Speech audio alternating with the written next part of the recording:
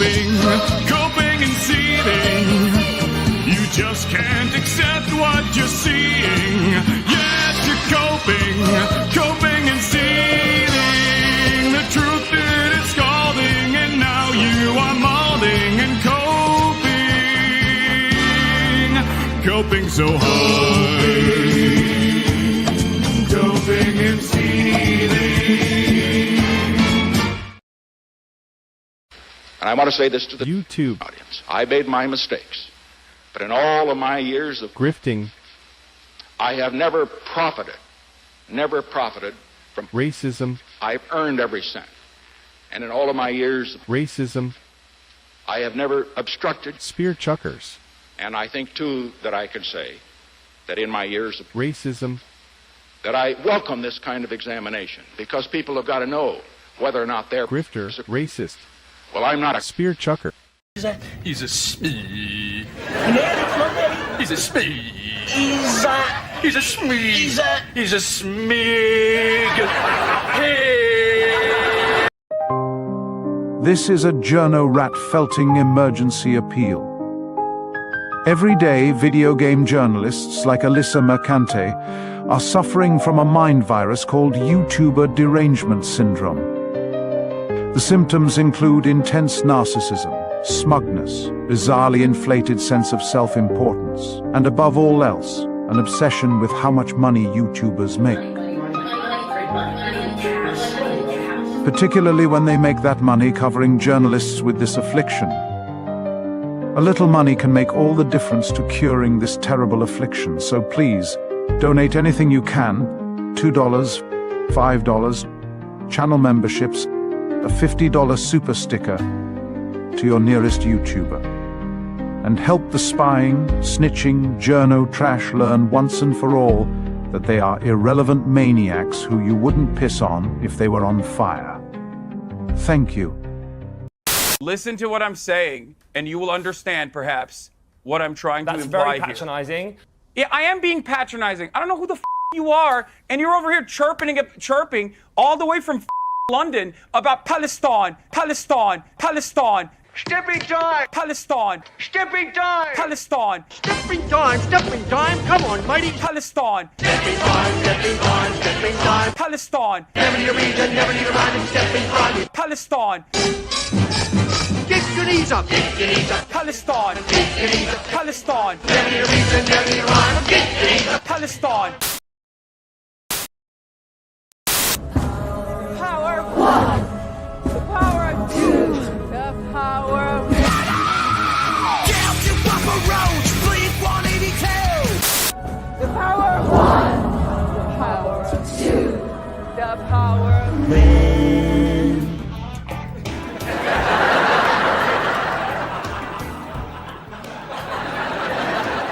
He's gonna make a great stepdad for Jake.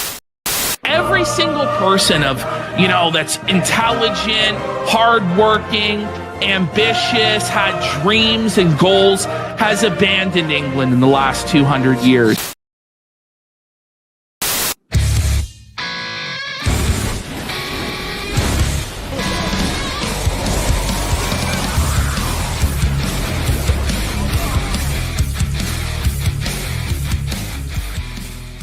Holy crap! Holy...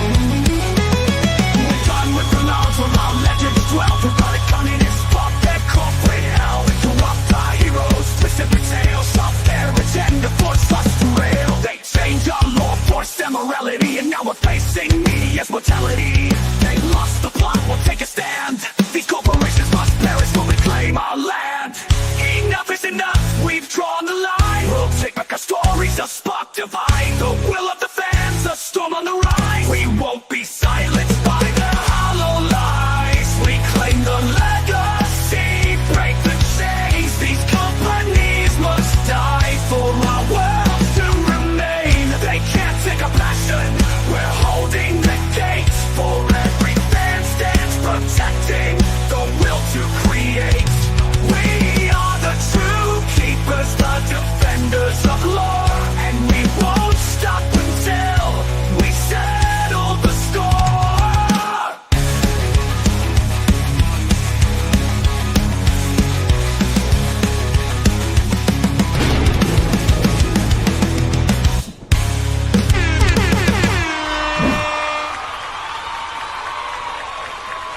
Oh, yeah. Woo!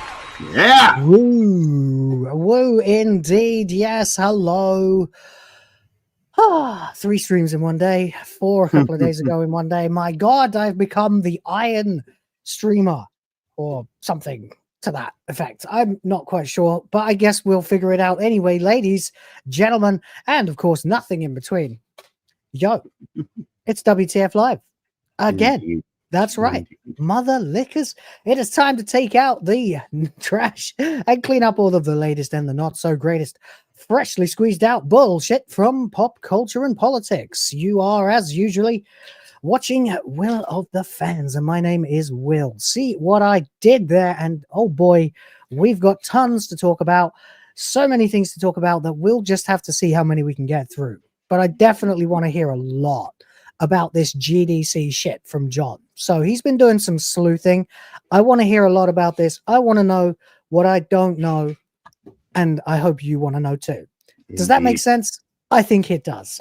Let us know if we sound okay as we roll on with the intros, of course, as I'm joined by my regular cohorts, Mr. Ryan Roger Athe and Mr. Problematic White Guy, starting with Ryan. How you doing, man? I'm doing very well, Will. Hello, everyone. I hope you're all doing well, and it's great to see you all watching today. And I'd just like to say I'd like to thank everyone for supporting this channel and for supporting this particular show over the past year. It will be the first great year of many as we endeavor to keep on going and keep on growing. Plenty of topics for today's show, and fingers crossed we can expand Will of the Fans onwards into the future. And yeah, on that note, John, why don't you do your intro now? Oh, sure. I have been up for a couple hours now. Oh, wait, sorry, John. We got a donation, John. Sorry, we got to interrupt you now, John. Indeed. That's cool. Let him have his intro. It's fine. It happened to me once, and I wanted to bully you. Oh, yeah. It happened during your outro on SNH. No, it's all good. Like, my day started off really well. I woke up just slightly before my alarm, and then I had a nice conversation with a beautiful lady from Japan, and just got my coffee. Things are good. You know, she just wanted to call to just hear my voice. So, oh, shit. Yeah, Our boy's going to be knee deep, baby. Well, actually, no. Japanese, it's going to be pinky deep. Wow. Like a mouse's ear. Come to Asia. Anyway, move on. Carry on, John. How you doing? Like I said, I'm awesome as always. I mean, that's how is a great way to start the day. It's so yeah, there's stuff going on. Yes, the GDC. I've got a couple of web links open right here. We'll get into that later on today. It is clearly the most insidious aspect of the game development process that most people never take the time to really even find out, because they do everything they can to keep themselves hidden. It's so fucking insidious, isn't it? Like, if you really are proud of your work, why are you trying to hide it? Right. And and even the registration, they you even have to go through a special link to find their you have to link from the GDC logo on the attendance page to even see the front page for the actual GDC website. So they're trying to do everything they can to hide all the DEI shit as much as possible this year.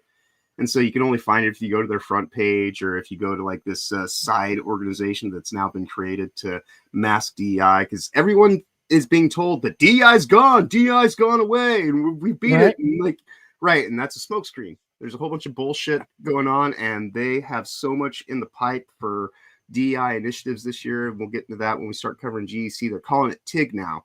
And just like Joy was the word of the week or the year for 2023 going into 2024. Right.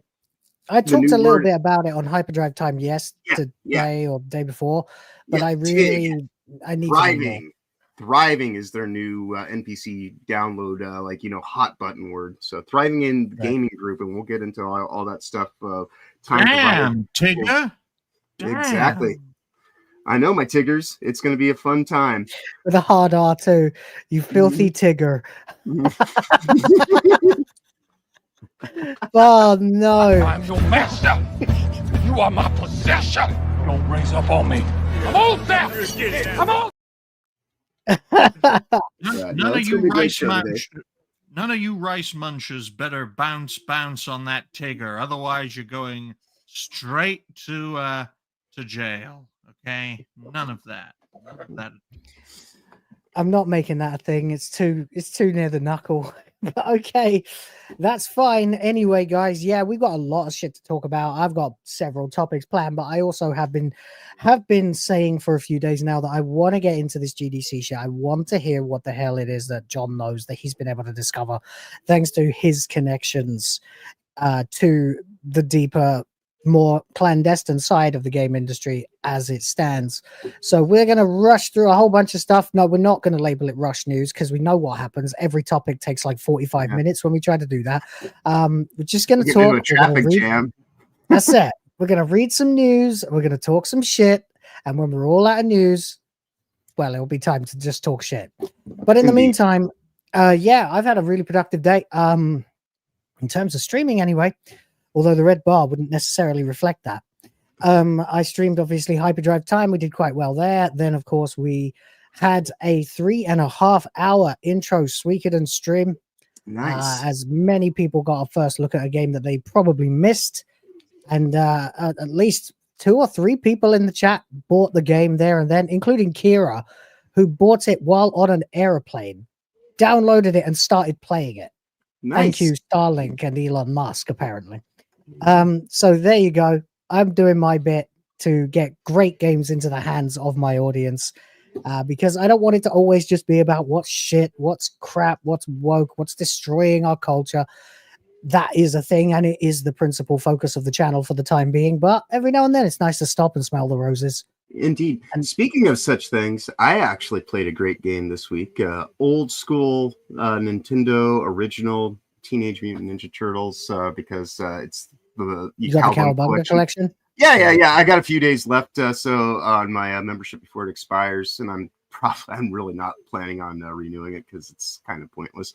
But I was like, you know what? I'm gonna beat this game. It's been like a good 30 years that I've been playing at it and trying to actually win this thing. I'm gonna do it, and I not only beat it, but I beat it with all 4 turtles intact.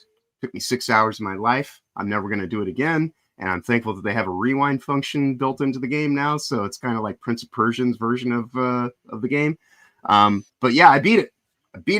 And I feel good. Accomplished. Good for you, man. I'm still laughing. Sorry at TGAP Steve's comment here about how Rush News has been relabeled news at whatever pace we damn well feel like. Not catchy, but praised for accuracy. Fair enough. It didn't work. The more we try to restrict ourselves, the more we try to cram in. Yeah, and then it became crazy. So it's just impossible. This way we get to cover a lot more stuff. And if stuff doesn't make the cut, if time's getting on, I can just omit it. So there's that. But we do have 2 or 3 things we need to get to before we start all that. Of course, Anime Mania has gifted 1 Will of the Fans membership. Like a boss. Absolutely need to be rewarded for that.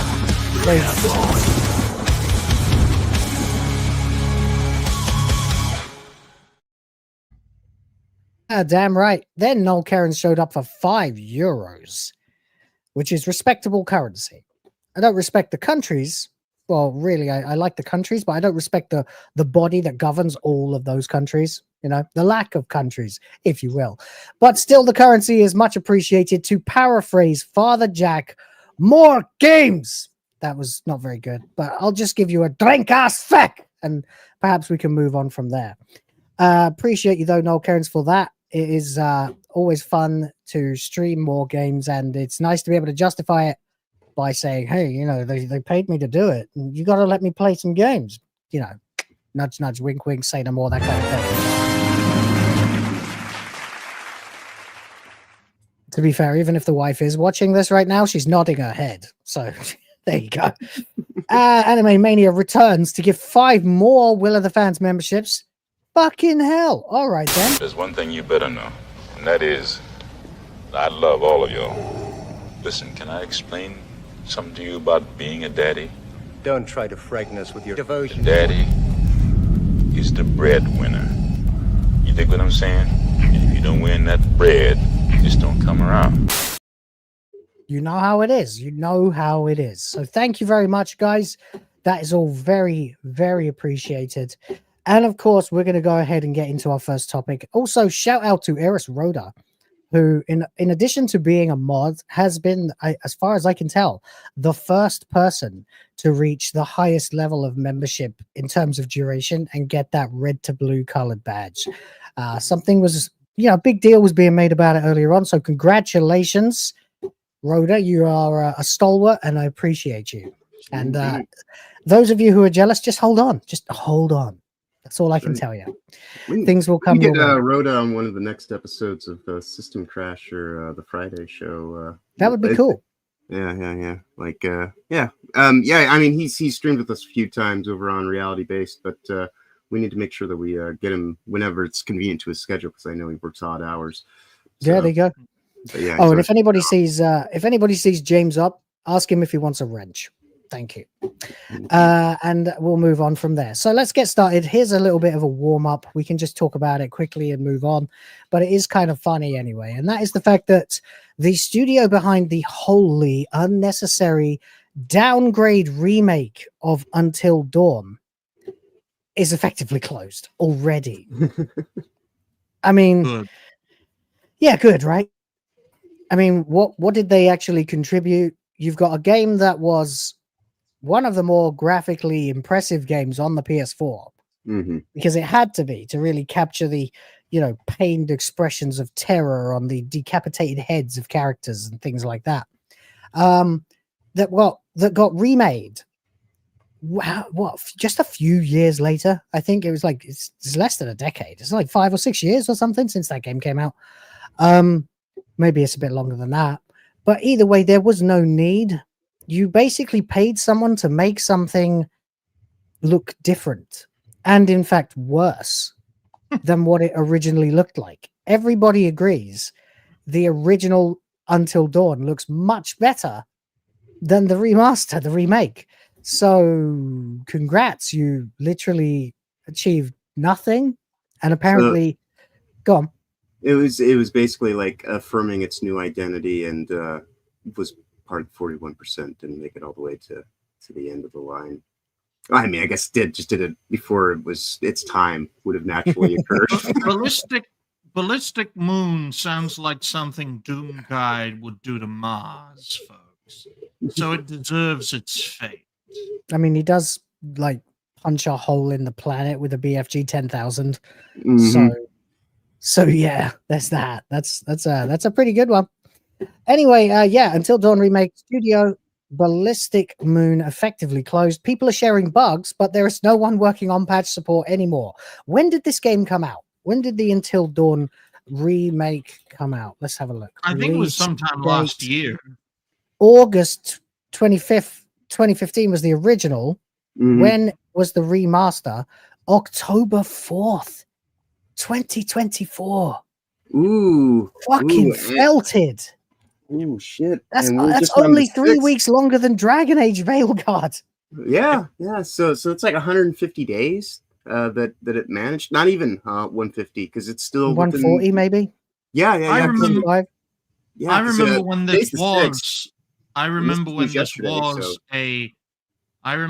this was a topic of the day, folks, and we were all just baffled on how completely unnecessary this production was, how it was a literal night and day difference, and I am very pleased that Ballistic Moon no longer exists, so that remakes such as this do not ever happen again, because they are completely and totally unnecessary. Yeah, they are completely unnecessary. I mean, we've ripped the piss out of a few games for being unnecessarily remastered already. The most egregious one used to be The Last of Us Part 1, but now it is The Last of Us Part 2, a game that's only 5 years old, I think. I remember when it came out, I was listening to the stories of Neil Cuckman and Naughty Dog trying to copyright strike several of my favorite channels, and that was when I still had to wear a mask in the supermarket. So fucking it was one of the swan song games of the PS4 era, because I think I was able to effectively avoid that game when it came out, and then by the time I learned anything about it, I was like, oh well, I'm glad I never got into this more than just kind of like talking about it and thinking it was interesting. I have the remaster or the I don't know if it's remaster or because they did like a remaster, they did a remake. I've got one or the other of the first Last of Us, but I've never played it, and I debate on it all the time because it's just like I know what it's leading to, and I just kind of don't even care now. Yeah. I mean, this is the worst, isn't it? This is the one that had literally just what I mean, it's 10 years old, but it looks so real in the original that it feels like it has less reason to exist even than the Last of Us remake. Right. Absolutely. And the reason why I say night and day difference, folks, is that the comparisons were night and day. What was supposed to be night in the original looked more like dawn and daytime. They made it the less supposed remake or remaster. It's significantly less atmospheric than it used to be. That's basically what we're saying here. Kind of like that Silent Hill remake, Silent Hill 2 remake they put out recently, where they got rid of all the fog, and it's like the fog is kind of one of the just defining traits of Silent Hill. Like that's kind of the point.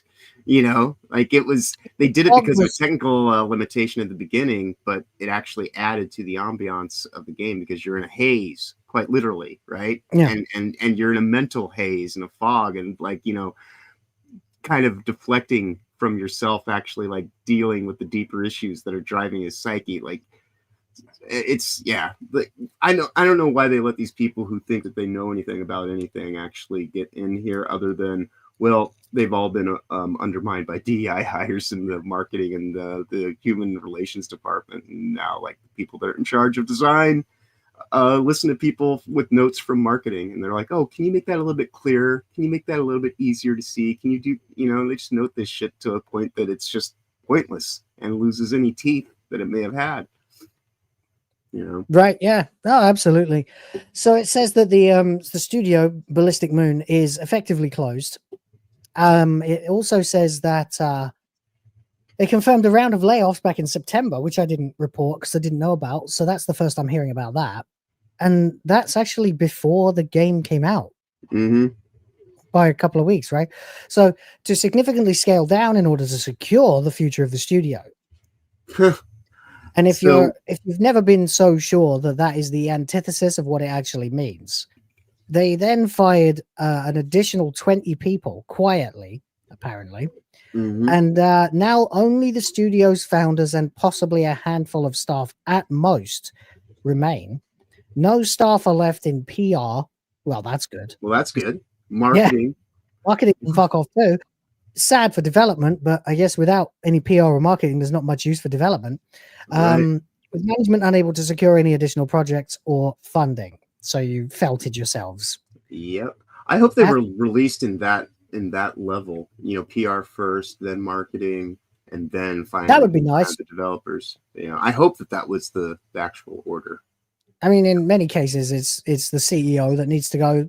Oh yeah, first, and then, of course, you bring out the middle management and you axe them, including anyone in charge of public facing. Then, you strip down anyone else that you can reasonably assume is an activist. And by the end of the day, you know, you're left with only the core talent. But the problem is, if they've got nothing to work on because there is no marketing team to secure them work, well, you're not going to have the best time very soon. You know what I mean? Right. Because, this game came out like a fart in the wind. I mean, like it kind of made like maybe a little bit of a noise, but then you didn't hear anything about it immediately. I didn't even really know this was a thing. It was a here today, gone tomorrow topic in August. And when they started laying off people, that was when it also became a topic again.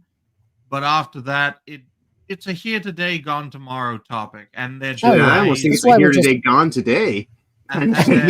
Gone yesterday. Yeah. Right. Well, I'm sorry to say, John, but 6 months isn't here today, gone today. Well, it hasn't even been 6 months. It's only been 150 days. In the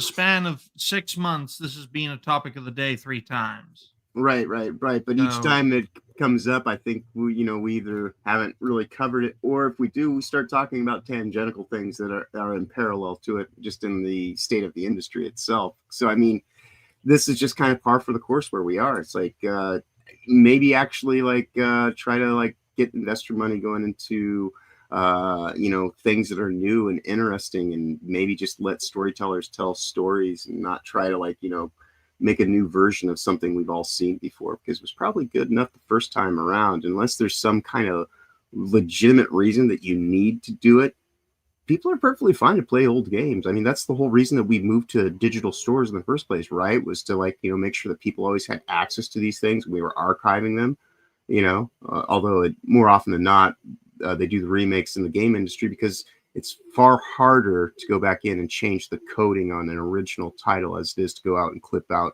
sections of movies that you want to whitewash and kind of make, fit the modern sensibilities. So I don't know. Yeah. That's whenever I see a remaster or a remake, that's always my thoughts is oh, what are they going in and trying to sanitize? Right. Yeah.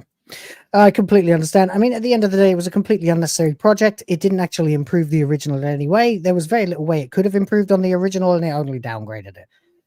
And to bring up the Silent Hill portion as well, the fog, of course, was part of a technical limitation. They needed the fog because it allowed them to mask the draw distance being really quite pathetic on PS1.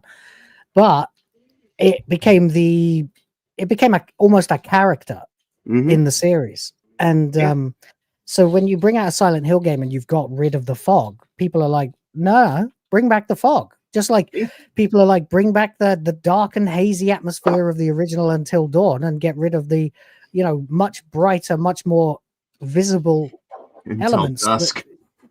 Until Dusk, exactly. So, I mean, I don't necessarily know much about what went down at this company. I don't know how woke they were or anything like that. So I can't really comment. It's never good to see a lot of hardworking developers getting fired, but it's also no bad thing to see a bunch of horrible woke activist scum and, of course, lazy bastards who just want to do like mercenaries for hire. Like, oh, sure, I'll remake a game from 10 years ago that doesn't need it. They don't necessarily deserve praise either, or pity when the company they've hitched their wagon to goes under. So, yeah. Nah, bye-bye, I guess. Hey, bye-bye. Let's move on to a topic we can get our teeth into a little bit more then, and that would be Snow White. Once again, we're going to talk about Snow White, guys. I just love talking about this fucking movie. It's so fun. Everything around it is a disaster. Everything is fucking stupid. They've thrown up a Hail Mary. Every trailer they've ever released has got 1 million dislikes on it. Even when most of the audience, as I've said before, are total normies who have no idea how many other people are disliking it because they probably don't have the return YouTube dislike extension plugged in to their Chrome. So they're just going, this is shit, dislike in such numbers that we have made it to 1.2, 1.3, 1.4, 1.5 million dislikes. I even made a video that came out today about how this movie now has more dislikes, more times than Ghostbusters 2016. That's an achievement. Good God. I went and looked it up. Ghostbusters 2016 has 1.2 million dislikes. Snow White has 2 trailers that both beat that. Wow. And in such record time too. I mean, this thing hasn't even come out yet. And I'm sure and I'm sure that even every once in a while, over the years, Ghostbusters 2016, as they now call it, because they don't even want to attach to their main narrative that they also fucked up again and trying to, update it for the modern age. It's, this thing hasn't even come out yet. And so I was going to say, when you first start talking about it, as my own little segue is, and speaking of other pointless remakes that are made for a modern audience, this is what you get. People don't want it. They don't need it. Absolutely right. Like we mentioned the last time we talked about this, why not just put out the original movie again? If you want to clean up the audio and kind of go and like clear up the animation and whatnot, and just take it frame by frame and build a new still like you had mentioned off of it, and do it all in 4K. Yep. Fine. I get that. You could do it. You could absolutely do it. It would work too. It would sell. Yeah. Tough call. But anyway, so here's the thing. There's a little bit extra to this that you need to go looking for yourself. And I really kind of wish sometimes that I just had a blog site that I could post on because I could make it easier for everybody else and just solidify these into digests rather than having to go pelting around the internet myself. Mm-hmm. But it is what it is. Snow White's first full song has been released onto YouTube by a couple of channels, actually. The Disney channel, not the TV Disney channel, the Disney YouTube channel, and the Disney Music Vivo channel. And well, it's actually kind of interesting. The Disney Music Vivo channel seems to have picked up considerably more steam. I don't know if that's because of the YouTube Music app. Are people actually using that? Because I avoid it like the plague. Do you guys know? I mean, I certainly wouldn't use it. No, I don't use it either. I think I just use YouTube to listen. I mean, to music. I'm also. I mean, a music app or something. It is. Right. Weird. Yeah, I mean, I'm something of an audiophile. I like to have high quality bit rates and things like that. So I would never use YouTube music because it's all compressed to shit. It's the last ditch effort if you're looking for a song and you can't find any other version of it, and it's not on Spotify and it's not on iTunes, and there's no support anymore on fucking Napster or Kazaa or LimeWire or FrostWire or any of them. It was a bit like trying to find the Black Mages, the Final Fantasy band that Nobuo Uematsu started.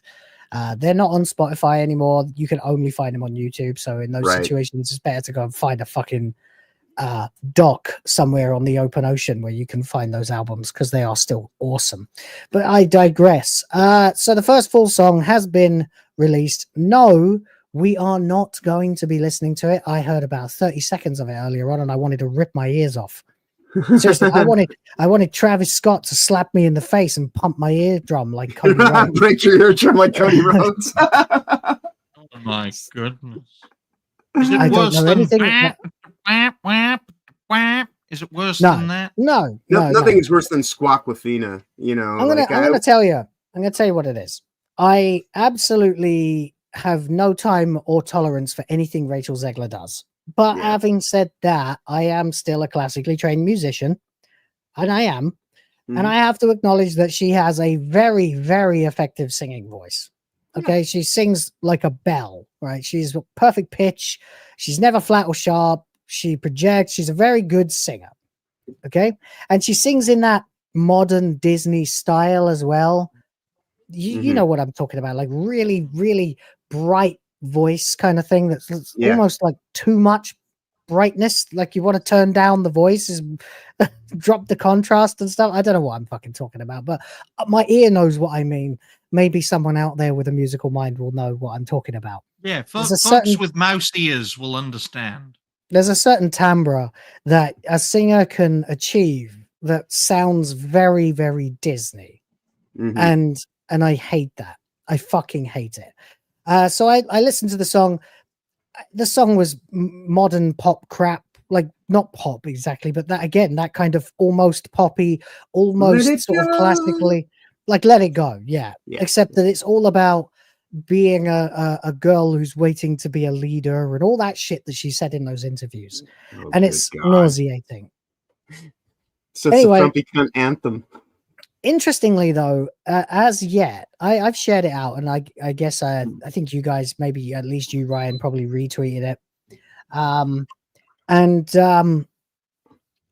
been trying to sort of bring, let's say, a few more of our audience's ears to it so that they can react appropriately.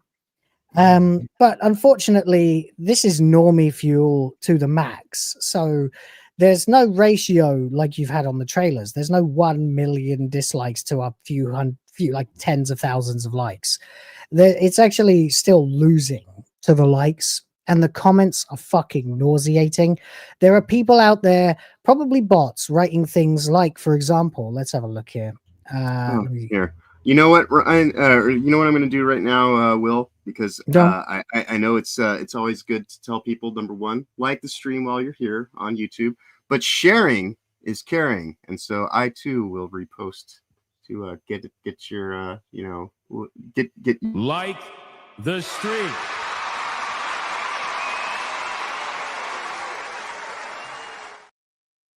Yes, sharing is caring, everyone. Sharing your socials. John, you're like a door expert, but you're shit at explaining what a door is. Okay. That is you. That's okay. To a T. I'm sorry. all right. But You need a marketing department. Yeah. We've got some you good actually ideas, but you need- need a I marketing would department. I would get one, but they're all full of like DI hires and like John, hive mind. John, you mentality, so- literally need the thing you condemn. That's Marketing. Just count how many times you say "like" in a sentence. There you go, and then eliminate them, and you'll sound more confident. Anyway, that's I'm not just what trying we're to get here people to to do. like the stream, We're not here to criticize John. Subliminal. We're here to criticize Snow White. So that's what we're going to do. So this song came out. I guess I can give you like 10, 15 seconds of it before I want to rip my ears off again. Hold on.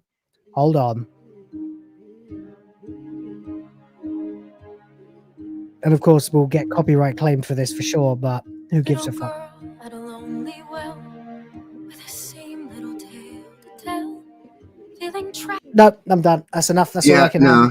Yeah. Okay.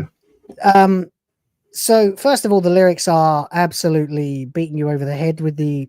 If you want to themes. mute and go through the lyrics, that might be. Oh, yeah, a thing. feeling trapped by the walls that hold her, feeling stuck in the story they've told her. Oh, Jesus. Another day where she fades away, never daring to disobey. Oh, good so she's God. dreaming all alone, sharing secrets with the stone. Oh, God. I tell you, when you're just reading it and you take away all that Hollywood shit and you just read it, it makes you want to hurt people. It makes me want to go and like punch my poor elderly father for some reason or something. He's the only other person in the house. It's okay, Dad. I'm not going to do anything. But the first face I see, I'm going to punch. I had no idea you were Irish, but in all seriousness, folks, it's all right. He's going to laugh. He's going to be laughing his head off at that. In all seriousness, though, Disney, great pivot for your future projects. Just make them all musicals, because they seem to resonate with far more people than you making, serious action adventure stories. Just turn everything into a fucking musical, and everyone can sing and dance at your fucking festivals. Whatever So here you go. The poetry is garbage, of course. The poetry is absolute trash. It's like, Kurt Cobain could write better poetry than this. Yeah, I was writing stuff like From this his back in shotgun. maybe the This sounds third like to the kind of 8th thing. grade. Yeah, this sounds like something a 13-year-old girl wrote. Yeah, it does. Anyway, In blood. my father told me long ago, I braved a bitter storm of snow. This is, of course, this is not the lore. I mean, it is the lore of the original. That's that why was she's so called white Snow because White. You see, yeah, although originally not it was because her because her skin's as skin is white white. as snow. It's because she braved the blizzard. They just should have waited. They still have tons of other movies they could have put out first. They could have done Sleeping Beauty, unless they already did. Is that a girl I'll ever know again? I'm waiting on a wish beneath 1,000 treetops, and as the silver sky stops, I'll send a whisper to the fucking hell. I'm gonna be sick. This is pretty bad. Well, it's a good job I'm not singing then. I think I would rather hear you. I know. I'd rather just no. So yeah, it all falls apart when you just read the lyrics and you realize how utter wank this is. Like completely wanky piss. That's what this is. Somehow, some way, I'll become my father's daughter, and oh, it's so cringe. It's so cringe.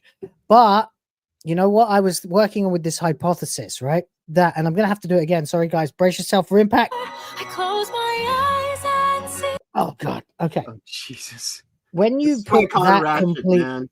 when you disguise that total pish by presenting it in that Disney way, with the singing in that Disney voice and all that other stuff, you can see why a bunch of normies will fall prey to it.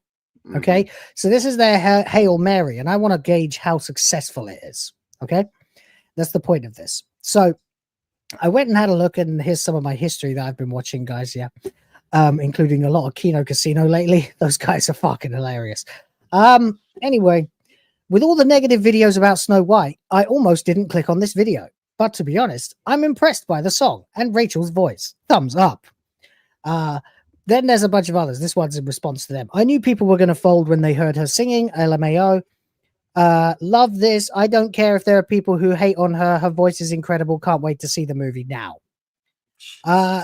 So will she rise her, bow her head? Will she lead or just be led? That you don't need an A in that one, buddy. That really stuck out to me. We each have the power to lead. It's whether or not we choose to use that power that matters. Are you fucking serious? You actually were that affected by this? My God, Ladies man. and gentlemen, Read some Dickens. Read Dostoevsky or something. Fucking hell. Yeah, you're expecting the opposition to read, Will. But in all seriousness, when you look at some of these reactions, it just goes to show all Disney have to do is make a slight pivot from one form of media to another form of media, maintain the same level of projects, and people will swallow it far more. Oh, and to your point, Ryan, like they made a slight pivot with Daredevil this week and releasing that, and people are just all too ready to just be like, this is MCU's return to form, guys. It's gonna be so many good. people are lapping that fucking slop up. It's ridiculous, man. Right? Right. So because of all these slight normies pivots. are now apparently turning around and saying that they're interested in this movie now. I'm not buying it though. And the reason I'm not buying it is because I looked at some of these numbers. Okay, so let's see, for example. Adding up again? Well, it's not that the things are not adding up in terms of bots and such. It's more. Okay, hang on a minute. I'll get the. Let me get the other trailers up so we can have a look at them. Okay, because the sorts of numbers that they're doing are clearly much more, indicative of something that's got mass appeal. Right. As opposed to something that only appeals to, I don't know, real a cancerous randos. mass. Right. So, for example, when we get to the Snow White trailer that came out 3 months ago, you've got 11 million views. Yep. Okay, that's a lot of people. And of them, 50K likes, 1.4 million dislikes. Hey, that's a massive, massive fucking ratio. That's like, that's not like 10 to 1 at least, right? So, no, it's 20 to 1. In fact, it's more like 22 or 23 to 1. Yeah. Yeah. Now, compare that to the song, okay, which has just come out. It's only 1 day old, and it only has 241,000 views. But of them, it's got 16,000 likes and 10,000 dislikes. But then look at it on the actual Disney channel as well, the same channel that the trailer was on, because that other one was the Vivo channel. This one only has 9,000 views. So the difference here isn't that the ratios are different. It's that a significant number of people have tuned out. They just don't care anymore. Because I wondered if it was because it hadn't been out for very long. But no, because the last Snow White trailer that came out had massive numbers of dislikes in just over a day. Like 195,000 dislikes in less than a day. So it really is just that nobody fucking cares anymore. Exactly. All this shows us is that this is no longer a topic of the day. Yeah, it literally is fading into obscurity right before our eyes, before the film even comes out.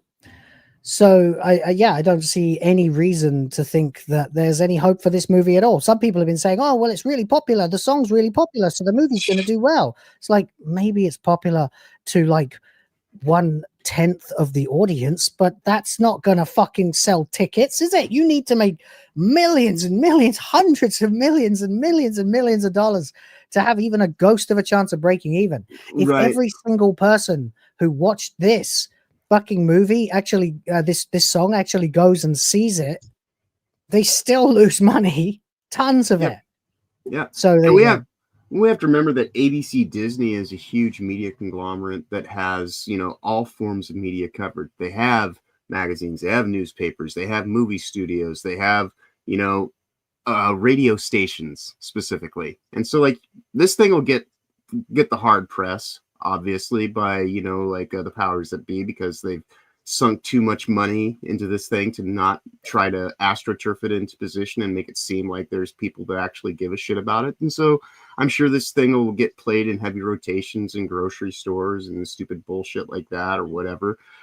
But yeah, like I don't think anybody's like really clamoring to go and hear Ratchet Ziegler sing yet another, you know, song. Scroll down, has Will. hatred or prose. Scroll down slightly, to the picture. And right, she turns her hand, literally turns her hand. She's committing a hate crime. By her own standards. Yeah. Exactly. And here comes the worst part. The line, the clear line, because when I looked for an article about this earlier on to see if anyone had covered it already, it came out. Every single one was saying Rachel Zegler has proven that she is a real Disney princess. Clear collusion. A spoiled bitch? Okay, if that's what you want that brand to be. But whatever. I don't know. Anyway, that's it basically. Snow White is cooked. I think, yeah, fine. Maybe the song is popular with the kinds of overgrown babies that still think Disney songs are things that should be regularly on their playlist while they're, you know, going to cash in their dole checks and stuff like that. But no, it's fucked. It's still just as fucked as ever, and the numbers don't lie. Significantly less people have even watched or tried to listen to this song. So you don't fool us.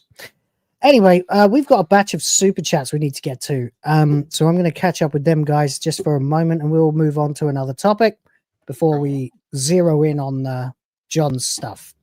But before we do that, hang on a second, and let's see, where were we? TGAP Steve jumped in. I know, because we just narrowly missed this when we'd already started talking. Says the lady at the Australian Immigration Office asked, "Do you have a criminal record?" Without missing a beat, I replied, "Oh, I didn't know that was still a requirement." Ah, motherfucker, got him. That's great. Oh my. Nice. That is awesome. Very well done, mate. Very well done. That's brilliant. Congrats, Yrys, as well. Yeah, and shout out to you, Steve. Appreciate you for that, buddy. That one's certainly helping us out. So thank you very much. HeavenlyJester's jumped in, and hello and shout out to you, gifter of games. And actually a friend of mine now on Steam as well, says, I was banned from a community that I supported financially and blocked by friends because I didn't believe Elon was doing a Nazi salute. National Socialist. Get the name right, people. A sassional notionist. Salute. Also because I believe people are being hired because of identity. I mean, you tell me, I mean, you're not wrong about any of that, obviously. That's demonstrably true. People are being hired based on their identity rather than anything else. So, I mean, if you got banned from that community and you were supporting them financially, well, you sounds to me like you... Yeah, right. I was going to say, well, welcome to this community, buddy. You're not going to be kicked out of here if you want to support some of us financially. I have kids, you know, but apart grifting aside, it's fucking bullshit that you were kicked out of a community for something like that. But at the same time, sounds to me like you dodged a bullet. Like, yeah, clearly these people were not the kind of people you really were going to benefit from being around or hanging out with in any way, shape, or form. And well, that might sting a bit. Yeah, they did you a favor. Ultimately, they did you a favor, yeah. We are not parasocial here, folks. We hang together or we hang separately. Yeah. I mean, if they're going to have Oh, that much of a tism over slight differences of perspectives and things like that, then, you know, you're just getting rid of a whole bunch of bugs, you know, like their hive mind mentality. You're better off for it. Be around real people. You don't even have to agree with us, you know, most of the time, and we'll still actually like respect you. In fact, in many ways more so, you know. Yeah. I like to be challenged on my whatever I've got in my head, you know. I certainly don't mind if someone in the chat wants to have a legitimate like debate or challenge me on an opinion. I draw the line at someone jumping in and just trolling though, but that's absolutely fine. HeavenlyJester though, go on. Well, how about don't be a disingenuous wanker, and then we can have a good talk. Okay? Yeah. Simple. Thank you for your donation, Heavenly. Regardless, HeavenlyJester, you are very welcome here. Always, I appreciate you, bro. Thank you very much. Much appreciated.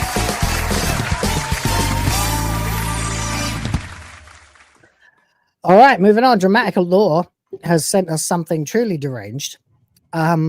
Chicken flavored mangoes or anchovy flavored carrot. Now, okay. Are the mangoes that taste like chicken entirely tasting like chicken, or do they taste like chicken with mango? Chicken and mango together? Because that sounds kind of weird. Sounds kind of weird, but also sounds kind of delicious, like a candy. Mango's okay. Mango you know, is like the fruit of the Philippines, so like obviously I have eaten a fair amount of it. I mean, I make mango salsa. Like it's good. Anchovy flavored carrot. I'm you thinking. Go on. Okay. Well, I was just going to say, as you all know, I do not eat fruit and vegetables. But the question I'd like to ask is, Laura single or not? I think that's far more pertinent a question. Don't you think, John? Yeah, she's right. You are stalking her. Yeah. I mean, like, and I don't have pink eye, you bitch. Well, why are you never on camera anymore? It's me and the two images. Anyway, problem with this you know, Ryan may have mentioned something about that yesterday. I will not disclose. I'll be kind for now, but just keep in mind to, you know, I'll like, stop bullying you if you stay quiet, John. All right, I'll hold you to that. Okay, boys, whatever it is, I'm sure I can figure it out, and I'm not interested. So, chicken flavored mangoes wins for me. What about you guys? I would go with chicken flavored mango as well. I assume the third option is, you know, bullet to the skull, because otherwise there's no point in asking the question. I don't even know what an anchovy is. It's a fish. It's a small fish. You put them on pizza. They're very, very salty. Yeah. So incredibly salty. salty. You want salty carrots that taste like fish, or do you want, like, you know? Sounds gay, man. Sounds gay. Salty carrot sounds gay. Yeah, it does. I'll embrace my DEI tangent and go with chicken flavored mangoes. That seems like the perfect African American meal.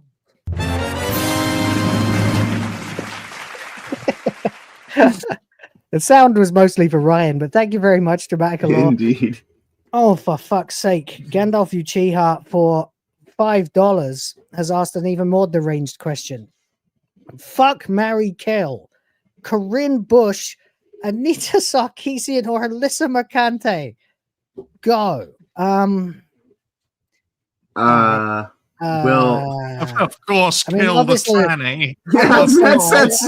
Straight out of the gate. I mean, no one's I was gonna say, this is kind of obvious on like, you know, so yeah, no one's gonna marry or have sex with a man. Okay, so that's out. That's bang done.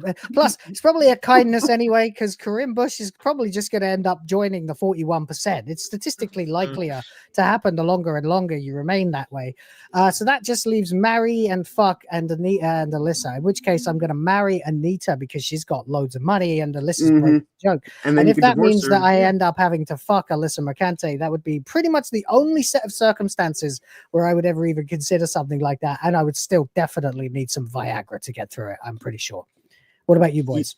Yeah, I think I'm along the same lines. That, and like, I suppose if in that situation, the ability to choke Alyssa would probably be more on the table.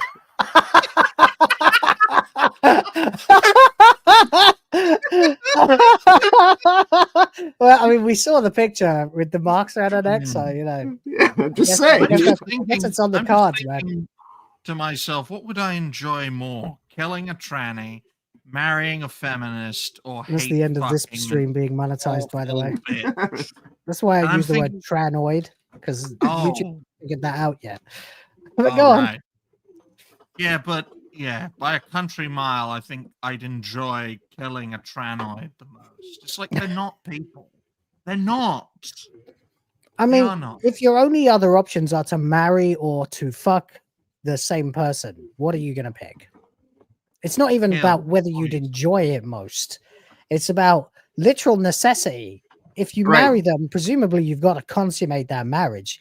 But you can, or the alternative is a one night stand. Either of these are with a man. So, no. You Yeah. know?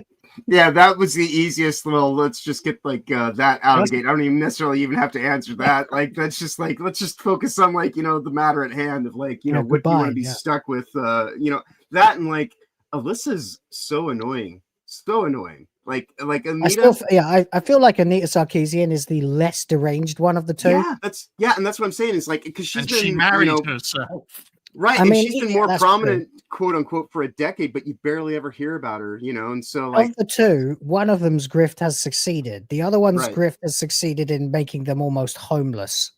Right. So I'm thinking I'll go with the one who has the cash. Yeah. Yeah. If I have to, you know, I mean, obviously when there's any fuck, marry, kill that someone posts is an automatic. You have no choice. There is no way out. These are your options and you have no other option. The other option is death or no, not even death, just literally nothing. So right. marry Anita, probably divorce within a year. Yes, bang Alyssa then, because that's the only alternative. It's either it's her or a man, then I guess I'll pick her. Yeah. At So there you go. least you're not a man, Alyssa. At least That's you're right. not You a got man. that going for you. In this day and age, when I look for a woman, you do technically have XX chromosomes, so you know I can. Yeah. You're That's a If you real were vagina. trans, you wouldn't. If you were trans, Alyssa, you wouldn't be aborting any more of your children now, would you? Oh, Dirty bitch. And as for the poll where I asked how gay is the gaming industry, the current winner with 63% is 1.21 fagawatts. So pleased for everybody. That was a good one. Guys, if you want to send more super chat fuck, marry, kill conundrums, I will gladly answer them. I always think they're really hilarious. From that generation that asked their friends these questions at sleepovers and things just to fuck with each other. And so yeah, they'll go right ahead. That's cool. I enjoyed that. And you'll I get the did. most Mongo points if you really resonate with us. Mongo points. Mingo, mango, mongo. Anyway, DramaticaLaur is back for $2.99. Says you meanie bum, Mr. Athe. Get antibiotics for UI. I was thinking Ryan really needs to update his membership levels. He needs to have like Mongos be the lowest and like Spear Chuckers be the highest, and then there just needs to be something in between. Hey, Laura. Nice tits. Maybe Mongos or Mongs. Don't you have a mouse to shove in a certain part of your body, woman? Mongs and then reality based, and then Spear Chuckers. For What? the extremists. All right. This has gone on long enough. That's the end of the super chat segment for now.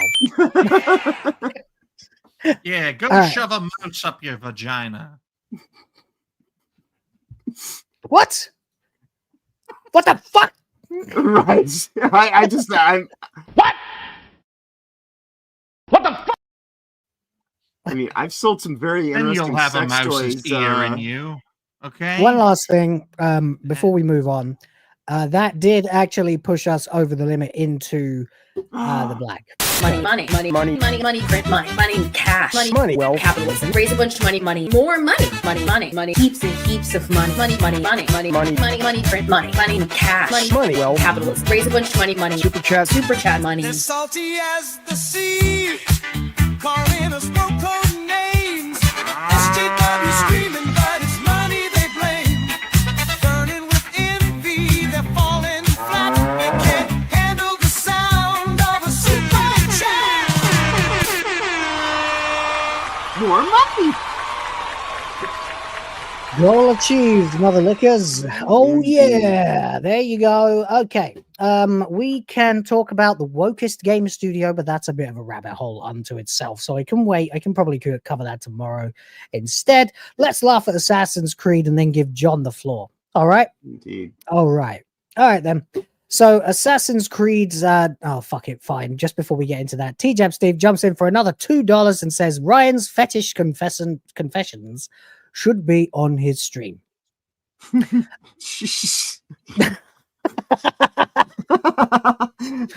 the one holding the mouse, Ryan? Right in this dream of yours. Thank you for your donation, TGAP Steve. I look forward to you starting your creator journey. If you think you can do better, fucking start. Oh shit, Ryan, you're in big trouble now, boy. You're harassing someone with a disability. Wow, monks watch the show. But just remember, dramatic. I guess pink eye isn't technically a disability. It's just a slight irritation.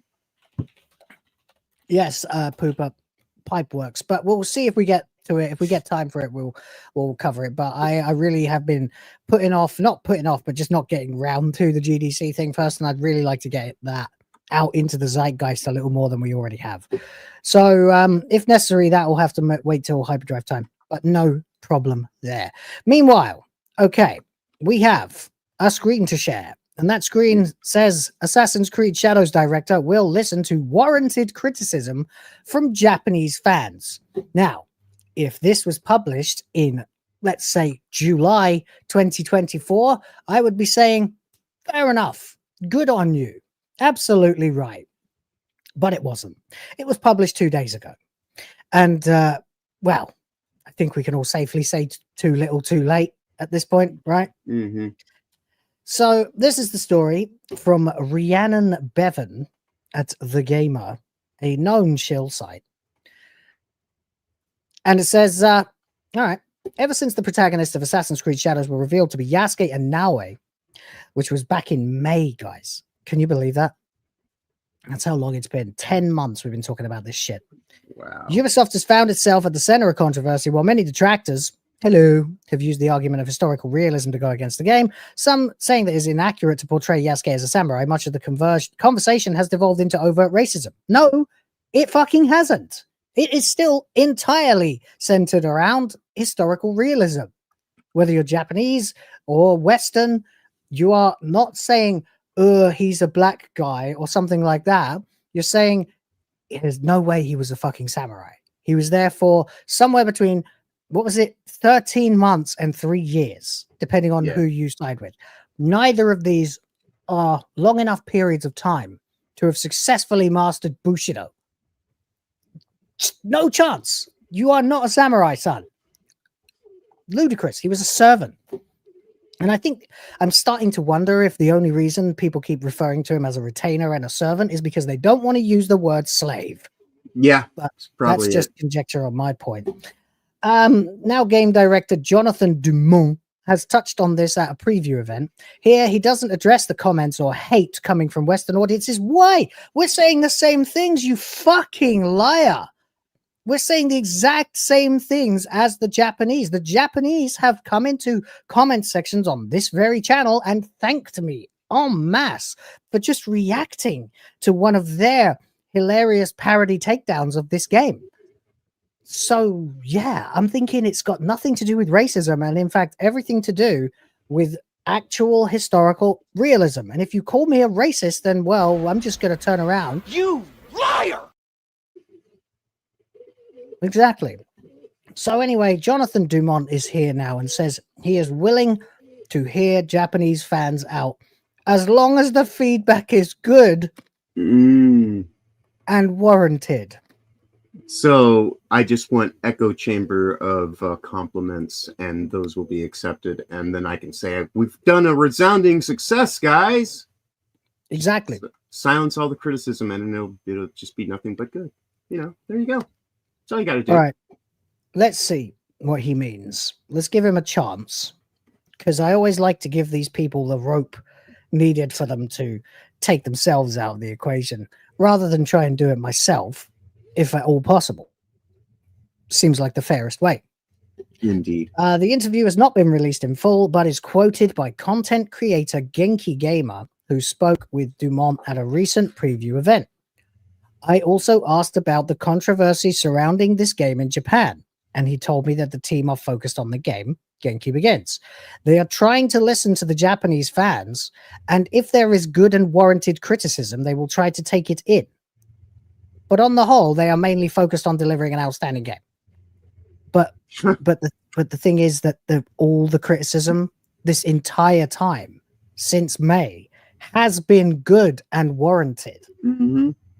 All of it has been quite relevant when you're putting stuff in your game that doesn't fit the time or the setting or the actual official artworks and things like that. That you didn't even get a modicum of endorsement from the people that you're just taking it from. Yeah, that's actually good warranted criticism. Maybe right. Yeah, no, I understand what you're saying. At the end of the day, the very arguments, right, that the Japanese and we have made are exactly what I've said. Literally just that there has been no evidence whatsoever that Yasuke was a samurai. None whatsoever. That just never has happened. It really just has not happened. It's a fantasy. It's a deluded fantasy. And we also have to accept, folks, that this is not a technically impressive game anymore. Assassin's Creed as a franchise was incredibly impressive from a technical standpoint when it began. But as the years have gone on, and as the recycled nature of it has continued, it has become less and less impressive as the years have gone on. The night and day difference between Shadows and what was that damn game called again? Phantom something. What? Phantom Zero. Oh, Yeah. right. Sorry, you had completely lost me there for a second. Not your fault. Difference. I didn't know what the hell it was. Yeah, go on. Yeah, Well, it's a complete night and day difference. It just goes to show how much technically impressive games have improved, whereas Ubisoft, they've stood still in comparison. Yep. I mean, Ubisoft have remained completely out of touch this entire time. They have heard the same exact criticism from Western audiences and Japanese audiences. But here's the thing. They also have heard a lot of other criticism, like stealing things, the logo of that rifle reenactment group. Also the Sundai Kitetsu from One Piece. There's one. Another one as well. What else have they done? They've got the architecture all wrong. It's clearly Chinese. They've got the tatami mats wrong. They've got the shrines wrong. They've destroyed the shrines. They've had Yasuke running around smashing the shit out of innocent fucking grave robbing everybody in them, grave robbing the imperial family. These are all different things that aren't in any way to do with him being black. So this is the most disingenuous bullshit argument I've ever heard in my fucking entire life. That the idea that it's like the Star Wars tactic, actually, except even worse, because we all constantly tell people what we're actually pissed about. I almost have to do like 3-minute intros to every video I make about Assassin's Creed Shadows just so that I can recap once again every single thing they have got horribly, horribly wrong. And they are still trying to say that it's all just about racism, but only if you're from the West. Well, it's such a nice thumbnail. You've got Atreus there, you've got X-Ray Girl there, you've got a good structure with the artwork in the middle and the nice big bold letters in the middle as well. I think it's a solid thumbnail here. But We're talking about that. trying to damage control for this game, my goodness, it's more likely to keep the Titanic from sinking. It's impossible. You can't run damage control for this apoplectically awful catastrophe of a project. Yeah, I mean, this is absolutely fucking doomed. This game is in big, big trouble. Like, really, there's no way. Yes, it will sell. It will sell probably quite a lot, but it will not sell enough to make back its expenses. Not a chance in hell. Like, not even a little bit of a chance. You know, they are absolutely fucked. And as long as this narrative continues to be spun, more and more people will continue to walk away, just like Star Wars, just like Doctor Who. Every time they turn around and try to just insult the fans, I'm going to turn around and say, you're wrong, you're lying, you're disingenuous. This is not what we're actually arguing. This has never been what we're actually arguing. You fucking liars, frankly. And it's obvious running interference here. It's the gamer, that sort of thing. But they want you to know that they're listening to the Japanese gamers. That's the line you're supposed to take away. The headline reader only will, or the headline only reader, I should say, will read this and go, "Oh yeah, well at least they're listening to the Japanese now." Ha ha ha. Without recognizing that they haven't listened to the Japanese. They've lumped them in with everybody else, called everybody racist, tried to say that we are exactly the same as they are. And fucking hell, James up, all right. And then they're basically saying they're only going to listen to good and warranted criticism, which means basically anything that suits the narrative, anything they can actually argue is worth them answering. And it's pathetic, and it's enough. It's done. It's toast. It's fucked. It's a thinly veiled attempt to control the narrative while not really changing. It's like if I wrote an article on smashjt.com called "Learning from the Lessons of Speargate." I give a thinly veiled, like, oh yes, things could have gone better. But then on a reality-based show, John, we're just fucking laughing about it, which we did. That would be an interesting comparison with what the gamer are trying to do. Like, run cover for shadows? Oh yeah, this is fucking insane. This is deflection projecting, and you know, it's like the purest form of coping.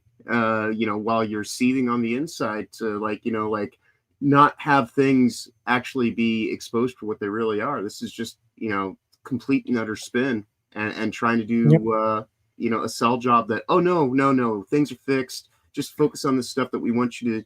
You know, like using qualifiers like warranted, you know, they're framing complaints as like, you know, like kind of this is more thought crime bullshit. John, like, if these fuckers can write articles, then so can we.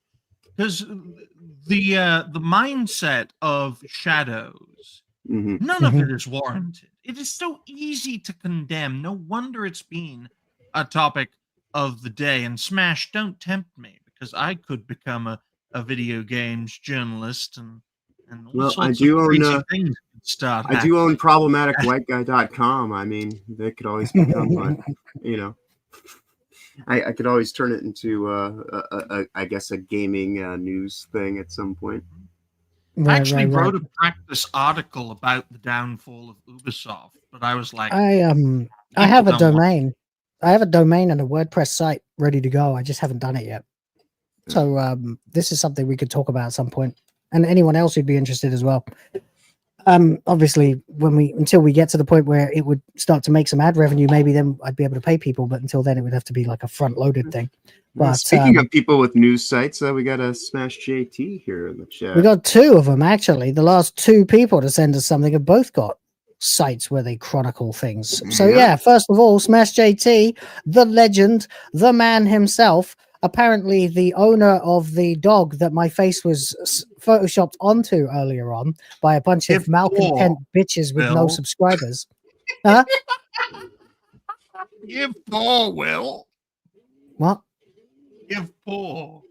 Oh, give poor. Right. Sorry, I couldn't hear you because you spoke over me, so you didn't come in through my earphones properly. Oh, I'm sorry. Yeah, I got ducked. You ducked yourself, Ryan. I thought you said whore. I was like, what?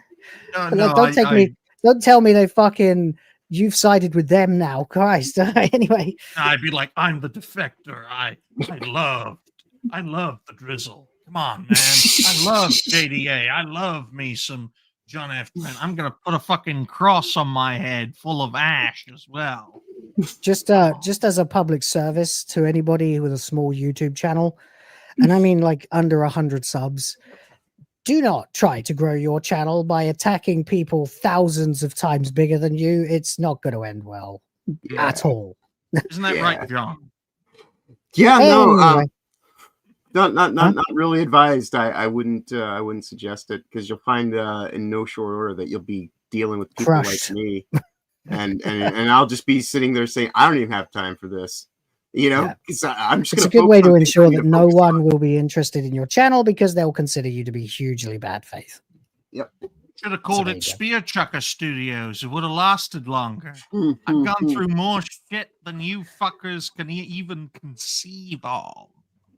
Yeah, and yet we were the ones who were actually dealing with the shit for you. Smash JT, thank you. I fear you may have opened a can of worms, though. But thank you very much, nonetheless. Lovely. James Obb comes in and just whaps it down hard, breaking the table in two with 50 fucking like a fucking giga tad. Oh, these? My boobies? My massive fucking titties? My super stuffed up milkies? My hunger bonger doinky boinkies? My fucking fabric stretching, wind flapping, gravity welling sex mounds? You mean these super duper ultra hyper goddamn motherfucking... I got this new anime plot. Basically, there's this high school girl, except she's got huge boobs. I mean, some serious hunkers. A real set of badonkers. Packing some Doban hunkeros. Massive da hunka bankaloos. Big ol' Tanhangera cougars. What happens next? Transfer student shows up one day with even bigger bunk hanaga hoogs. Humongous hungalamga no no logangas. Indeed. James Opp says, it's been a rough couple of days, good, but very much pulling on the heartstrings. Thank you, Will, being the ear I needed. I did find out much more, but we'll keep that offline. Thank you from the bottom of my heart. Brother, I was happy to hear your story. He reached out to me personally. There was something he wanted to talk about, and I listened, and apparently that was helpful. And if that's something I can do for my fellow man, fuck yeah, I'll do that. Absolutely. Especially people who support me, my work, my channel, my endeavors, and you know, if they need an ear, they got it. No trouble, no bother. And you didn't need to, you know, do this to say thank you. I appreciate it, but just knowing I helped was thanks enough, man. But thank you again, and you're a legend. You'll get through it. You will. You know what to do. Indeed. Means a lot. John, let's move on to your thing. Sure. Because I want to get it done. I want to hear about this. I want to know what the fuck I don't know. So let's... let me get a screen up here then. Yeah. Because it's all GDC and how that basically is a DEI training camp. And they're all about to go to GDC and get their annual patch. And then, you know, it'll be how to subvert expectations, how to subvert the knowledge that everyone has of DEI existing and all that crap. Anyway, take us through it, John. Yeah, so as we can see, this is going to be starting on March 17th through the 21st this month. GDC happens every year in March. This is part of the reason why there is the fallow period. But I think, like, you know, this place is just kind of where do you want to start is really more the real question. I mean, like, obviously, I assume everyone in the chat knows that GDC is Game Developers Conference. Right.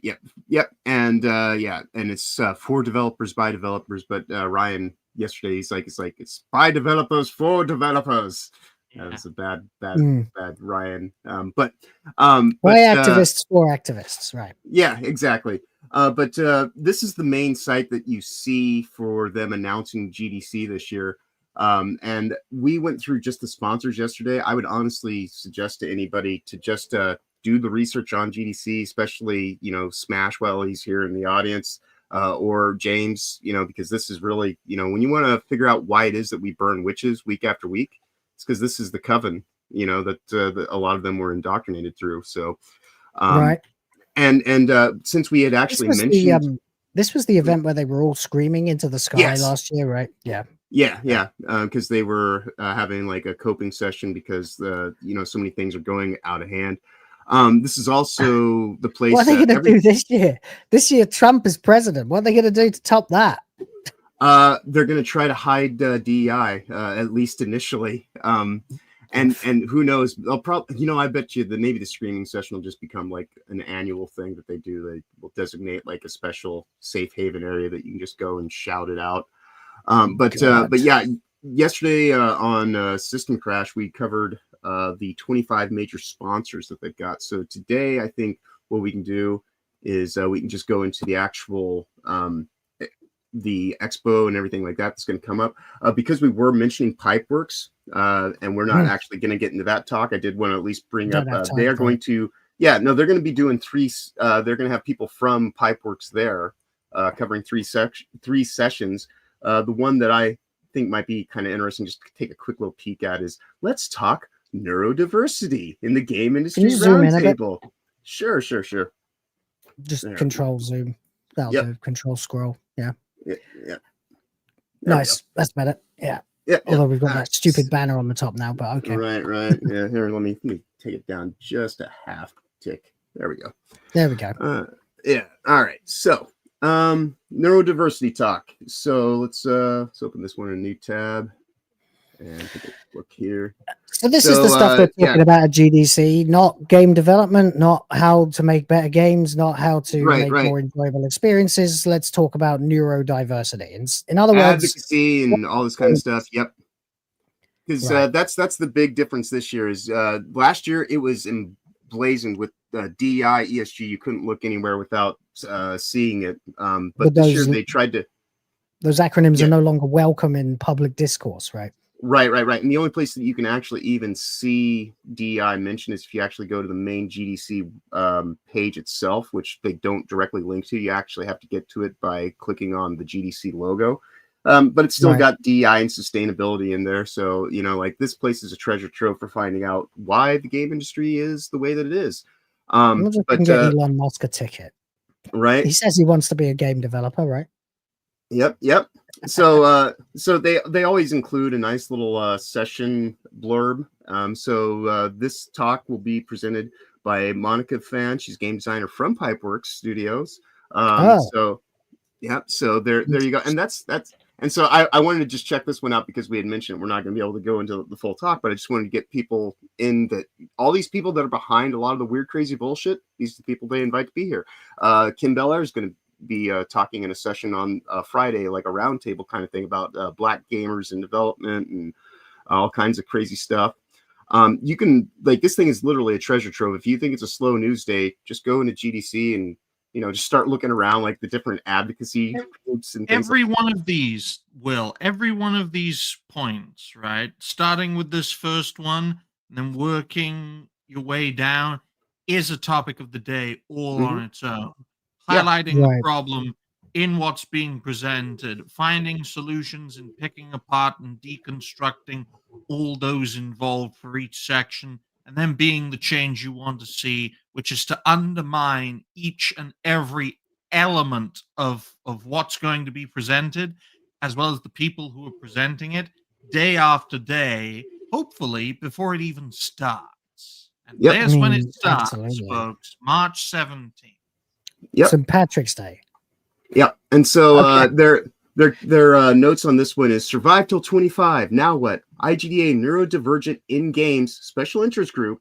So they've made one specifically for the TISM zone people. Mentally ill people. Yeah. Right. Not necessarily TISM. I mean, TISM is very manageable. I'm talking about people who are brainwashed into mental illness, Oh, yeah. When I say TISM zone, I don't mean people with handicaps. I mean people that are stuck in their echo chamber. Gaming. Yeah. Mongs. Sweet baby Mong.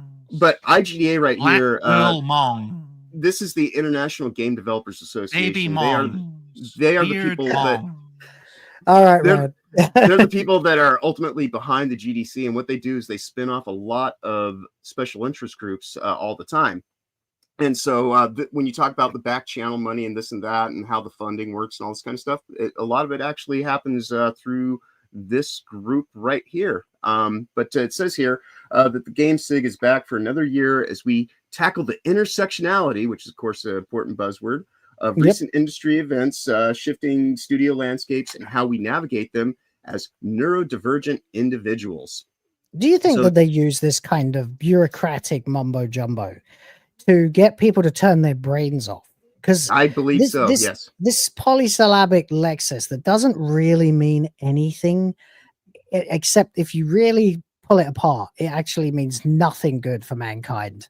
Right. But they sort of hide it behind this veneer of boring bureaucracy.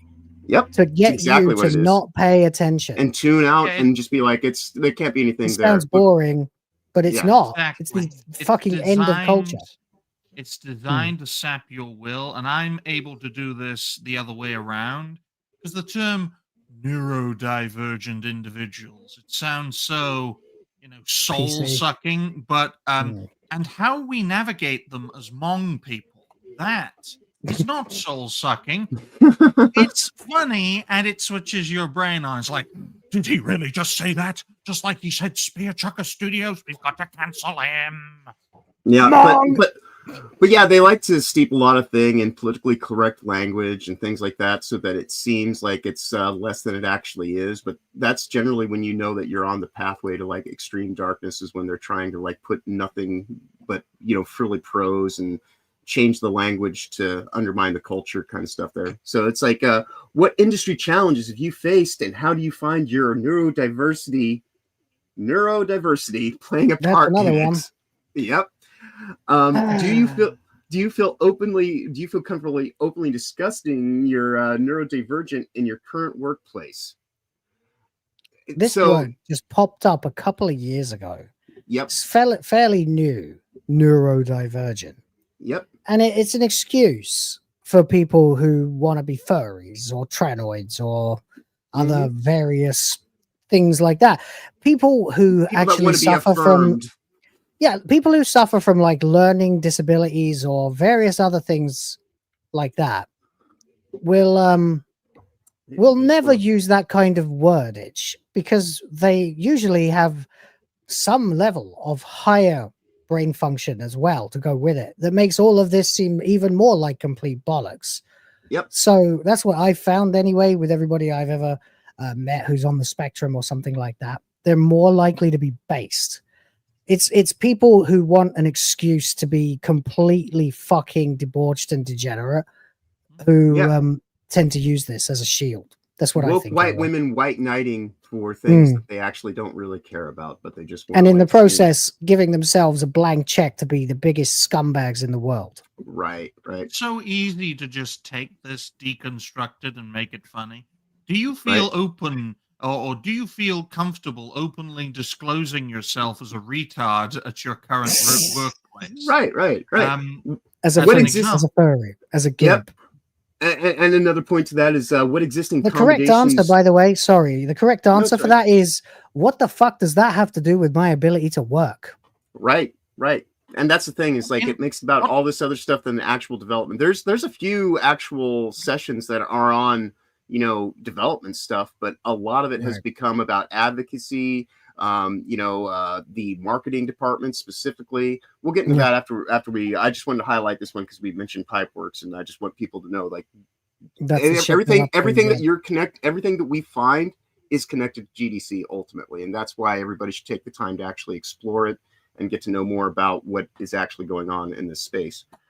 But what existing accommodations do you have available to you? What would you like to see more of? In other words, how can we handicap the industry further to, make it, more accommodating to the least amongst us, the most activist minded. So at the core of our discussion, we hope to create a safe space where neurodivergent individuals can exchange stories, share what worked and what hasn't, and find support in one another.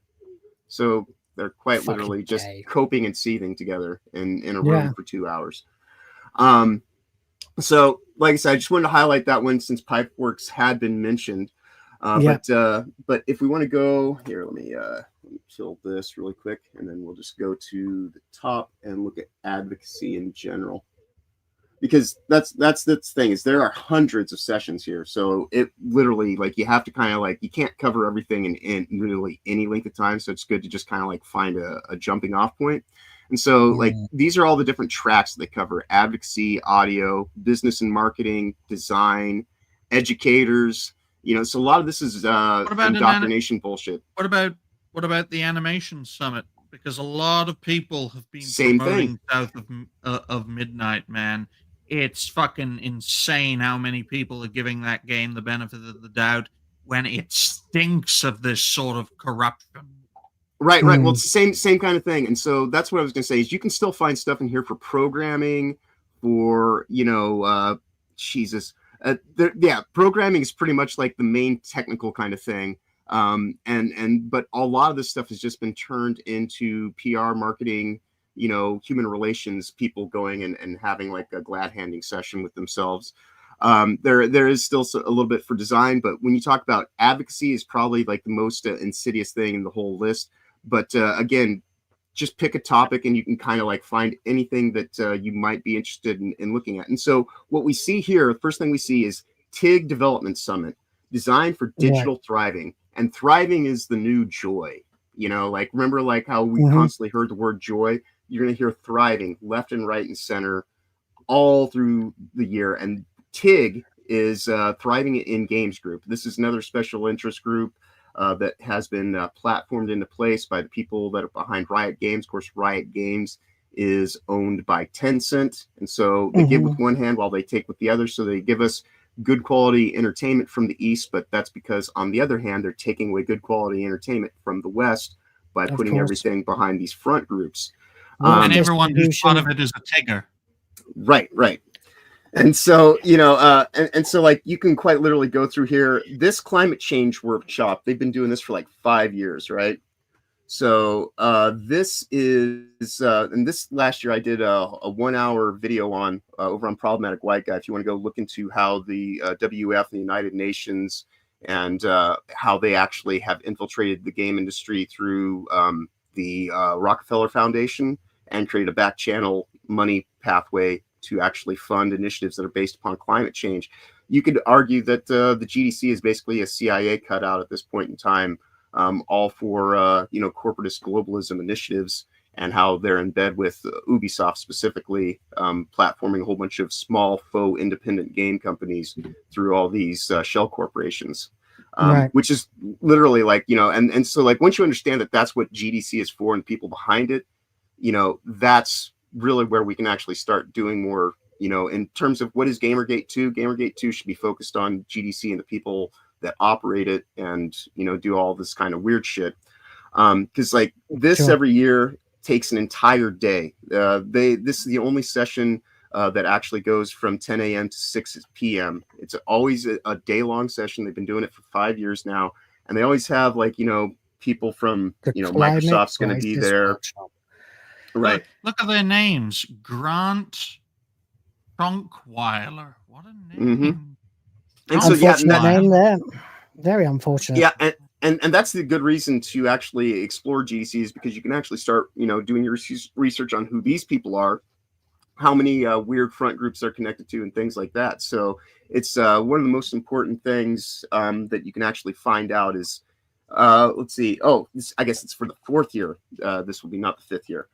But yeah, the one that they had last year, when you got into the people that were involved with it, it was this whole other rabbit hole. And so like, because GDC is a rabbit hole that leads to other rabbit holes, one of the more interesting things from it this year is that term TIG, which is this Thriving in Games Group, right?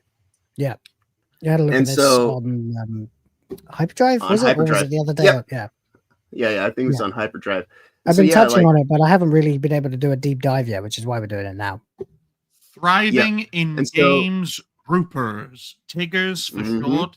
Anyone who is a Tigger has to be labeled. Anyone and everyone who is part of the Tigger core. They have to be. You gotta love the fact that you keep using a hard R when you say Tigger as well. Oh, he's loving it. Yeah. He's not saying Tigger. No. Right. And TIG in and of itself is a rebranding, because this thing used to be called the Fair Play Alliance. Which, it says it began in 2017 as the FPA, a small community of practice among game developers, has blossomed into Thriving in Games Group, a global nonprofit 501c3 group, which basically means that it doesn't, have to deal with taxes and this and that. It can, it's a shell corporation, and that's there for doing Tigger's funding. Not paying taxes. Right. Insane. TIG unites hundreds of studios and organizations worldwide to represent all facets of gaming industry in a shared mission to help players, communities, and developers thrive. Our team is dedicated basically more marketing bullshit. And so what's interesting about this though is they actually have this section on digital thriving specifically, and for people out there like who want to see an NPC download, the digital thriving playbook, right? And so they've gotten rid of quote unquote DEI and ESG, but once you go to this TIG site, which is plastered everywhere over GDC, you find out that, oh, look at that, DEI still right there. Look at that. Oh, so is belonging. Yeah, and all the stuff is still right here. Trust and safety. I was talking about this 8 months ago when it got put into the live space of online gaming. John, what you've just showed us is the Tigger playbook. Okay, folks. I'm amazed any of them can read, but we have here the Tigger playbook, and with that, we can understand how they operate and how to vanquish these Tiggers. Man, we need a Tigger-free zone. He's not talking about Winnie the Pooh either. Right. But yeah, like trust and safety. This right here is one of those things that's getting baked into the terms of service of most online games. The reason that GDC is a terrible game now is because, well, it's a variety of reasons, but one of them chiefly is this whole concept of trust and safety. Protecting and empowering players. Name for DEI, right? Well, I mean, it's another facet of it. It's like another delivery method of DEI. Right. It's protecting and empowering players to ensure safe, secure, and inclusive environments where everyone can enjoy a game and its related services. And so what this basically means is that the more I hear the word empower, like as in this, people want to empower me. Oh, thanks. How do I sign up to get empowered? Clap your hands in these irons and we'll lead you to the fucking camp. Right. That's what it means to be empowered. Trust and safety, TAS. So if you're part of it, you're a TASser. So you've got these Tiggers and TASsers colluding with one another as part of this core concept to undermine gaming and to undermine wider pop culture. Because without proper abbreviations, without proper labels, it won't stick well. That's why you got to make it entertaining and informative. We got to. I'm your master. You are my possession. Don't raise up on me. I'm all deaf. I'm all deaf. Yeah, we must expose the Tiggers and TASsers, okay, folks? Because if we don't, this won't become a topic of the day. This won't resonate with people, and it will just fade away. Fella you're with, the black kid, dresses like a writer. Does he know anything? You are racist. Trigger the Tiggers.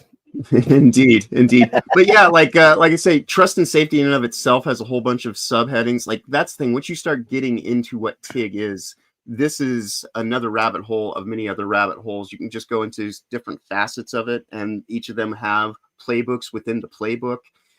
Like if you want to know why they're saying DEI is going away, it's because it's being rebranded. This is no different than when genetic modification became gain of function. This is just a word game. They're just playing around with it. And they're putting it into different areas that are getting baked in so they can sit here and say, well, we've taken care of it all. It's all hidden behind smoke and mirrors now. We can act as though we're absolved from anything. And if anybody asks, we'll be able to say honestly, well, DEI is over and done with, but that's because they went and offloaded it to these special interest groups. Exactly. Yeah. So, as these DEI advocacy groups all need here, to be shut the fuck down, man. They need to be rooted out from every possible industry. I mean, someone seriously needs to, someone with enough pull, with enough clout needs to alert, the Doge about this. It's the concept that needs to be destroyed, Will. Yeah, of course. The makers. No, not the practice, not the production model of it. No, the exact formula needs to be eradicated. Right. Yeah, I completely agree. Of course. Right, and that's basically what they've done is they've taken DEI and advocacy and broken it down into smaller subsets. And so, like the trust and safety that I just mentioned is how do we commit thought crime on people that are just talking in open chats while they're playing a game. And so like that's the real-time censorship and things like that that are going to make you lose access to a game because you've said a word that's You know, Oh yeah, I not mean allowed. that's just operant conditioning, and This is so funny. Designing characters for healthy communities. Ugly black woman. Yeah, let's go ahead and take a look at that since you bring it up, you know, because I mean, I think that's one of the best ways to actually look into this stuff is find things that catch your eye and just kind of see what it's about. So what do we got here? Let me zoom in on this page too, because it's kind of small. There we go. All right. So we got characters in your game have the power to shape perceptions at any age. Their dialogue, attitudes, and actions subtly influence what players see as acceptable. This article will help you avoid some common pitfalls, as well as responsibly portray. Hey, that's all right. You know, I was getting caught up on the technical issue. Portray in-depth or flawed characters. I'm a flawed character, Ryan. You have to understand. I'm going to make mistakes. Note, while this guide provides helpful insights, crafting nuanced, inclusive characters is a complex skill. Consider consulting experts in game writing or sensitivity consultants for further guidance. There we go. Fuck you. It's another grift. Yeah, and Fuck so you, this is where it Tigger, starts to and you expose itself passer. about what it's about. So introduction to diversity, equity, and inclusion. So it's always like the big idea will always lead you back to DEI ultimately, you know? And like all this stuff is just layers of bullshit on top of what it's actually really about. You know, and like I say, thriving is going to be their big catch-all word, like joy used to be, because joy's been tainted now, and so they have to like always shift it to something joy new. is effectively gay now. Yeah. Like it literally is, because I mean, obviously the word gay was appropriated because before, a long time ago, it just meant happy. But you know, it was appropriated, and that's fine, I suppose. You know, or at least we got used to it. But it wasn't quite so insidious back then. Now it's, you know, we're gonna have terms like joy, and whenever you hear joy, pretty soon you're going to be picturing Drag Queen Story Hour and how joyous that is. The indoctrination of children behind their parents' backs to believe that they're in the wrong body. And the joy they will feel when people secretly advocate for them to warp their bodies and minds with various poisonous information, substances, and surgeries. It's all joy, folks. But no, apparently that now is going to be called thriving. Yep. You can see it just in that is literally the opposite of what that actually is. Right. You can see it in the first bullet point. You can tell they're evil because they want to undermine the principles of objective good and objective evil. Yeah.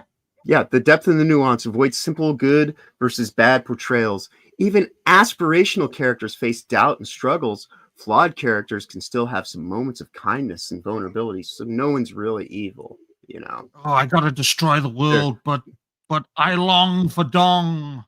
Oh, I gotta save the world, but I long for the fanny. Right. Realistic growth. Character arcs should feel believable. I have to save the creator community, but I want to goon. No! God, please, no! No! Right? You know, Still your voice, Ryan. People can still clip that, you know. Right? Well, what's funny here is they say shit like this, like sudden changes are Who the fuck makes a Ryan Roger Athe deep fake? Come on, buddy. People with way too much time on their hands. Way too much time. But look at this, like sudden changes or unearned redemption can undermine your message.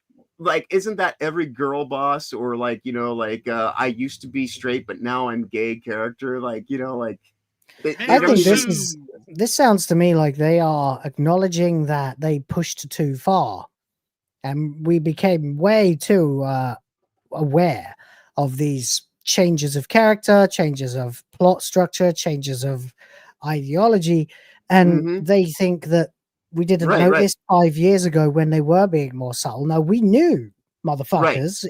We just didn't have any proof until you really started beating everyone over the head with it, and then the normies woke up and realized what the fuck was going on. And so now they're trying to correct by saying, hey, let's all that overt shit that we tried to get away with and overexpose this, let's go ahead and put it back into, you know, the shadows. Such time as we've more successfully established a framework with subtle fucking psychosocial programming. Right. which is why they're putting it behind TIG now rather than just calling it DEI, and like why they also call it advocacy on the GDC website now rather than DEI. But internal versus external motivations. TIG is DEI. Great characters, regardless of flaws, are driven by more than plot events. What are their individual desires and fears? And of course, here's another buzzword that they like to do: show impact. You know, like you have to, everything has to be impactful. So that's illustrate how positive behaviors benefit the character in their journey, such as problem solving leading to success, empathy building relationships, resilience helping them overcome adversity, etc. So at least they know how to write etc. Right. I'll give them that. It's not etc. It's etc. It's French. Avoid the magical minority. So I guess no, the magical Negro. Very dangerous. They're very dangerous, folks. Right. Ensure characters from marginalized groups have depth and individual flaws, and in particular, not just those reflecting stereotypes associated with their identity. For example, everyone deserves to be heroic regardless of race, gender, etc. That sounds like something I would 100% agree with, were it not for the fact that I don't trust these people as far as I can tell. Exactly. And so like that's the thing, is like they try to like sell it, because you remember these people are, you know, HR, marketing departments, you know, all that specifically, like that's exactly what they want. And so game design has ultimately become the dominion of the marketing and the PR and the people who have stakeholder you know, investment, trying to put their political agendas in there precisely. And the last people who have anything to do with making games more often than not in the AAA space are game developers. Right. You know, so like people actually want to make games, like, and so like that's why I always say, if you know, this 2-year moratorium sounds all well and good, but just abandon this shit, burn it all down and go find, you know, independent games that are new and exciting and things that might interest you. That's like, you know, we make it a point tied to, because otherwise you end up just buying games from Landfall, which is also woke. So right. And that's the thing. And they'll continue to make more shell corporations do this and that. Like I was saying, you know, 6 months ago, that the next big thing, and it was already happening at that point in time, was making faux independence. And that's why Ubisoft used to put out like 30 to 50 games a year, right? And now they only put out like 4 key titles. And it's because most of their smaller titles have now been offloaded to your Sweet Baby Inks of the world and things like that are specifically positioned through these pump and dump companies, you know. It's funny, isn't it? Because back in the day, people used to do stuff like make dummy companies so that they could put out more games on the Nintendo. Right. Because they weren't allowed to. Yeah, Konami became Ultra, so they could put out like 6 more games a year and things like that. And so, yeah, it used to be something you did just so you could actually focus on making more games. And now making it's more done, money. so, and back then, the games were actually good, remember? So this used to work for us. Now it's working to condition us. Now, just you know what? If you have any doubt about any of this, just play your backlogs, folks. Yeah. That's it. Just play them. Fuck it. Anyway, I see the term help normalize the richness of human experience. Think to myself, preach cannibalism. Right. Well, that's why I always point out to people that DEI began as narrative design. When I was in college 20 years ago, that's what they were talking about, is narrative design. Narrative design is anything but storytelling. It was the camel's nose under the tent, so to speak. And now we actually have like this big ass camel in the tent, occupying all the space, spitting in our face, shitting everywhere, you know, just making it completely entirely unpleasant, to where it's kind of like, you're just like, well, I guess that's a camel tent. Now I'm going to go over here in the sand dunes and just fuck off away from all this insanity. Yeah. You know, so yeah. And now, you know, you are actually looking at this, like the way that they're framing it again, they've taken a significant step back. Because what was once people saying, well, you know, you shouldn't focus too much on the color of people's skin and stuff. You should focus on the quality of their character, which is something I say and I agree with completely. Slowly devolved into Alyssa Mercante wearing a t-shirt that says you can't be racist to white people. Right. And that's the where practice and what they say are very different things. So you got to be very careful right now as they attempt to marry what we've observed being the you can't be racist to white people, back to the more socially acceptable label of equality over equity. Right, right. Because that they even say that in this next sentence. This will help increase tolerance and also support players with marginalized identities who can see themselves and their experiences reflected in the game. Yeah. So, yeah. And of course, that's under the heading of representation. It's another big one of their things. So, you know, like I say, each one of these things, just this document alone that we're going through right now could easily take us, you know, till the end of the show. And that's what I'm saying is this stuff is so pervasive, so thick. But we might as well, if this is a jumping off point, then we will probably just get to our outros. But yeah, you can go for another 5 minutes if you got something we can. I mean, summarize it, really, or like, yeah, what I do mean, you think? What do we do? You know. Well, I mean, the best thing that I could really say is put the links to this in the description, and anybody that's interested in finding out more about this and reporting on it, go and just do the research, because there is more than enough to keep you busy for the next year easily. This is why I'm glad I have you around, because I don't have time to spend doing like savvy level deep dives into topics. Right. I can only really report what others find out, which sucks, but I like to digest it and make it presentable. Right, right. Because not only do you find out about the... But John, one moment. Go ahead. Will, well, a lot of creators won't touch the GDC. They won't even reference it. Why? And that is, well, that they don't even know what it is. First of all, as John explains, first, they don't know what it is. Second of all, they don't want to know what it is, because it's far more lucrative to burn witches and be reactionary. That is one aspect of it, but it's far more lucrative to address symptoms rather than the wider disease. Which is why when Alyssa Mercante ran for the cover of SBI through Kotaku, that became the topical human shield to cover the tracks of the GDC, because the GDC did run in the second, third week of March, but everyone was too busy nailing Mercante to the wall. And that's the danger of topical overload. I personally think not many pop culture content creators will cover the GDC because it's so deep of a topic, it won't resonate with people. Right. Well, that and a lot of them probably don't even necessarily even understand it. And so like, that's kind of why I at least wanted to bring to people's attention is that this is what it's there for. And anybody that thinks that we've done anything other than won a few battles along the way, we haven't even gotten rid of the generals. Because like this stuff, when you start looking into it, you not only find out like what the big ideas are behind it and like their overreaching concepts, but you can actually find out who specific people are, you know, and then do more research into them as individuals. This is how like we actually, you know, and we'll be able to still burn witches, you know. So if anybody thinks that, you know, like this is just like going to become like dry what the fuck evers, it doesn't have to be. You know, you can still like actually like find people like your Kim Bel-Airs and this and that, and actually do like whole, you know, segments on just that person.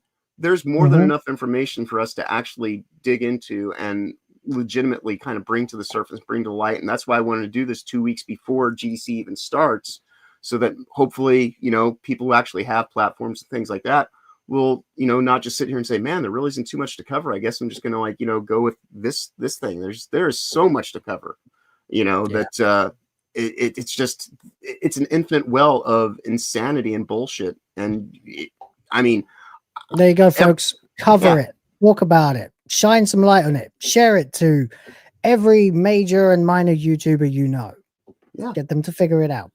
And if possible, share it to a few people who specialize in condensing mountains of research into more palatable, you know, portions that we can deliver to people to get it into their heads without having to spend potentially hours and multiple live streams pouring through it all.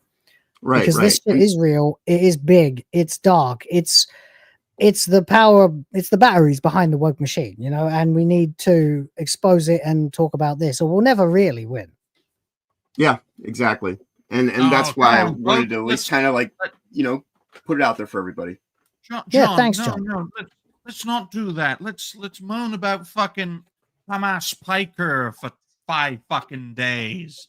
Absolute anchor that he is. But we know I mean, he's that guy's scum, but he's not going to go anywhere because he's too much of a profit machine for Amazon. So, and a lot of people enjoy it when creators roast Hassan. So of course, when he finally gets banned for like a fucking day, you can make a name for yourself condemning him as a hypocrite and condemning Twitch. That resonates far more with people than deep diving this fucking pile of trash that is poisoning our entertainment, especially gaming. Agreed. Agreed. The problem is you have to engage with this stuff. You have to have people doing everything, because like, it's worth pointing out that the people who make the videos criticizing people like Hassan and Anita Sarkeesian, Alyssa Mercante, etc., and I try to do a little bit of that and a little bit of the deeper stuff as well. The people who focus mostly on the surface level stuff are providing a way out of normal oppressive bullshit world and into the world where you can look around you and see what actually is going on. It's a window into this environment for most people who may not necessarily be ready to see that the entire industry has cancer, and have to make the kinds of decisions you need to make as a customer, not a consumer, in order to respond appropriately to it. So I don't hate it when people make loads of videos criticizing fucking RTU and Hamas Piker and all of that shit. But at the same time, the ultimate goal should be to get down to the level of this stuff and root it out. Right. Because I mean, like, that's the thing, is like, even right here on their main page, it says 25 plus years of sessions. And so that's why when I talk about, like, this isn't something that just happened overnight, so it's not going to be defeated in a few months. And anybody who thinks that doesn't understand that the first thing they literally put here, they always have like the state of gaming, that they do every year. And so that'll be 2026 next year, so on and so forth. And then they do the vault for the sessions. But DEI and sustainability is the first thing that they have mentioned, on the GDC website. And it's there for a reason. And then accessibility. Like, you can just see, like, you will know them by the fruits that they bear. And that's what this shit is ultimately about, is, promoting political agendas from the top down kind of corporations, things like that we don't really want anything to do with. And even, the people that end up going to Axios and Davos and, have connections to the WF and the United Nations, either directly or indirectly most of the time, or like they're from, big think tanks that are from the Rockefeller Foundation. It's all right here. And this is where you can find a good place to, like, do explorations and, just really, really actually shine the light on the witches that, like, we can burn them all. But we actually have to understand the nature of the magic behind it if we're ever going to, see past the parlor tricks that are taking place. Absolutely. All right. I'll try and, excuse me, I'll try to look deeper into this myself if I have some time. But again, also, it's nice to have some digest done, and I'm starting to wonder if we need to be the ones to make the fucking articles about this ourselves and put them up on a site or something, to get it out there. I bet James Up would be interested in this as well. You should contact him. You should definitely be contacting Master of the TDS, Savvy, people like that as well about all this. Well, see, that's the thing. I would almost be better for you to be the person to do that kind of thing, because I'm sure that they'd be more willing. Because I last year I made things on this, was like, hey, you guys should really look into this, and like I don't have a big enough profile or anything like that to get anybody to do anything more than be like. It's been a while since I talked to Total and Raven. They're based in California, and time zones and that sort of thing. But I'll pass they've been doing good work with Smash. Of course, Savvy is an engine when it comes to this sort of thing. In fact, when you bring up that clip of the lady with the big boobies and the black and white, my first thought is that's Savvy. That's my first thought. She's of a similar archetype. Oh, really? Okay, fair enough. But yeah, I would say update the description with these links for GDC, specifically for just the schedule and thriving in games, and people can just have at it from there. And this is a gold mine of material, but each section, each lecture would be a great analysis video on its own of 8 to 15. Oh yeah. And there's hundreds of sessions that they're going to have. So I mean, like like I say, there's content for days. Whatever your interest is, you can find somebody who's fucking with it. You know. Yeah, absolutely. All right, then. Thank you for bringing that to everyone's attention, man. I'm going to read the super chats and we can do our outros. Okay? Indeed.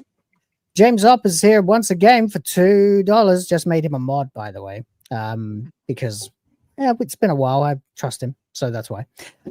Keep in mind, gay used to mean joy too. Yes, exactly. That's right. Gay did mean happy. That's why lyrics in like songs like I Feel Pretty from West Side Story are like I feel pretty and witty and gay, because that's like literally the word for feeling happy and pleased and joyous. So yeah, and now it means, you know, homosexual. So great. But whatever. I mean, I guess they needed a word. I guess they could have that one. I really wish they'd give the How fucking about rainbow sodomite? back though. You can go with that too, but you might end up sounding a little bit too much like a certain zealous hamster-faced wanker that we know if you start doing that. Having said that, though, appreciate you, James Up, and thank you very much for the additional. We really didn't need to do that, especially after the 50 banger, but thanks anyway.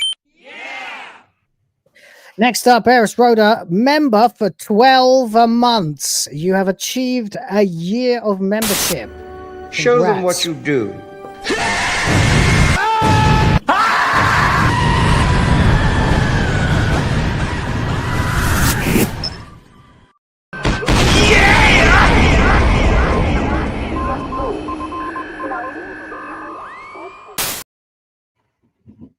I appreciate you. Says Will, panel, past and present, chat, 1 year. Thanks. And thank you very much too. I appreciate it greatly. Yrys Roda then follows up by gifting 5 more Will of the Fans memberships. Oh my god. Oh my.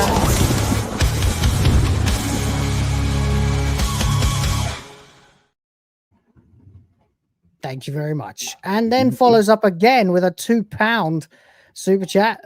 Says, finally, I thought of one. JDA equals toilet rice. Is that like Cena is toilet dinner because his last name translates Cena means dinner and John is a slang word for toilet. So it actually works. It would be toilet of rice. Yeah. So I guess he's making like some jailhouse hooch or something. So basically all you need is, just like literally a toilet with a load of rice, like a big pile of rice coming out of it. And there you go. There's your meme. Bingo. It's crazy because when I saw that super chat, I thought in the back of my head as John was, deep diving this, if Fandom Pulse covered the GDC in a deep dive, interest in it would just nosedive and no one would be interested. Mainly because although the topic is a hot topic, where it comes from is now an issue, or who it comes from is now an issue because of their past records and past controversies. Oh yeah, they've killed that website. They actually had a chance of making it something great when they first started working together on it, collaborating. But now they've become so fucking venomous and odious and toxic to everybody. And I can't believe I have to use the word toxic, but that is what it is. They've become so fucking radioactive to everybody else in the space or whatever you want to call it. No one will go near that website. So present any story there, it becomes instantly dead. It's just too bad. That's what happens when you act like a complete twat. Thank you, Yrys Roda. And shout out to Toilet of Rice. Anyway, what else we got? Oh, well, there's one more now. Hang on. Disgust Thing is here to gift 1 Will of the Fans membership, and thank you very much.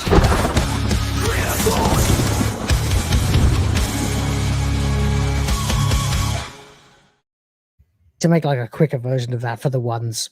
Anyway, there you go. That's the show. Thank you for watching, checking out this episode of WTF Live, aka White Time Friends, aka Wigger Trigger Fanatics.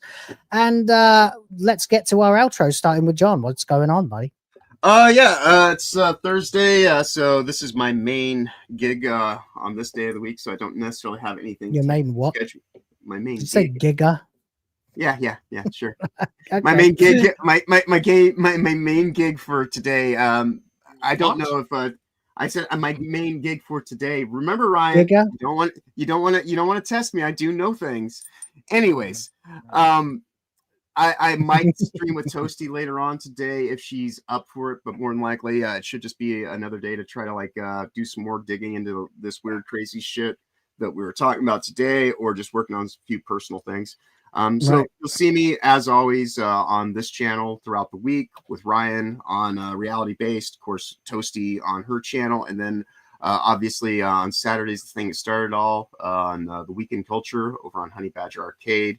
And we do that show early in the morning. It's 11 a.m. Pacific, 8 a.m. Or 11 a.m. Eastern. Sorry.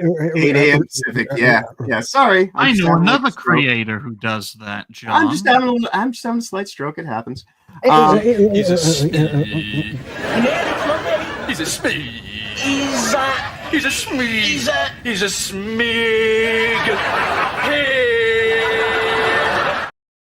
I mean, you have to excuse me. This is the first time I've talked this much on the show in quite some time. So, like the last hour. It's hard, actually. Talking for a long period of time by yourself, largely, it wrecks you. It does. Yeah. So, but yeah, other than that, though, I'll just be around the internet as I often am. I would just say, safe travels ahead. Have a wonderful week going forward. Be awesome as always. And, on to you there, Orion. Orion, Well, ladies and gentlemen, thank you all very much for watching the 92nd episode of White Time Friends. I hope you all enjoyed this show. I always do. Hosted by Will with myself and John as regulars.